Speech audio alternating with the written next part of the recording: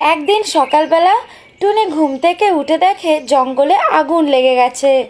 আর জঙ্গলের অন্যান্য পশু পাখিরা তাদের প্রাণ বাঁচানোর জন্য এদিক ওদিক ছোটাছুটি শুরু করে দিয়েছে। আর এদিকে টুনি তার বাসায় বসে বসে কান্নাকাটি করতে থাকে।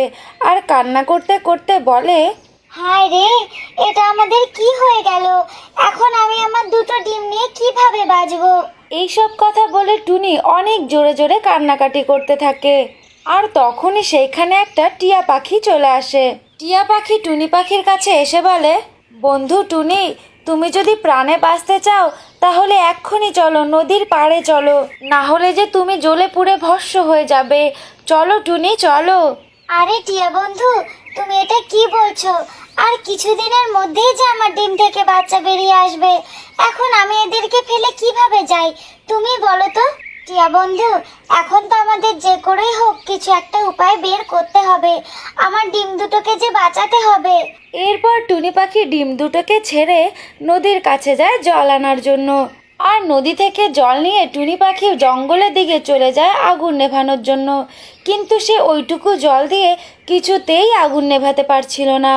এরপর ঠিক তখনই ওই রাস্তা দিয়ে সিংহ আর হাতি পালাচ্ছিল।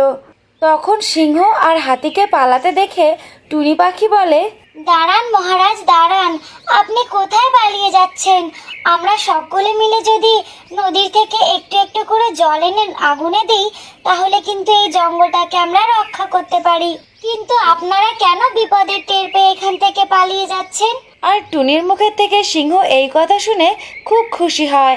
তখন সিংহ টুনিকে বলে, আরে বাহ টনি, তুমি তো খুব সুন্দর একটা কথা বলেছ।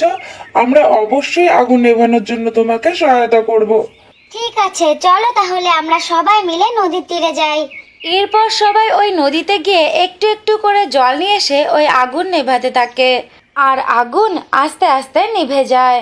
আর এরপর মহারাজ সিংহ অনেক খুশি হয়ে জঙ্গলের সবাইকে ডেকে বলে, আজ টুনির জন্যই এই জঙ্গলটা রক্ষা পেল, তাই আমি টুনিকে একটা বিশেষ পুরস্কার দিলাম।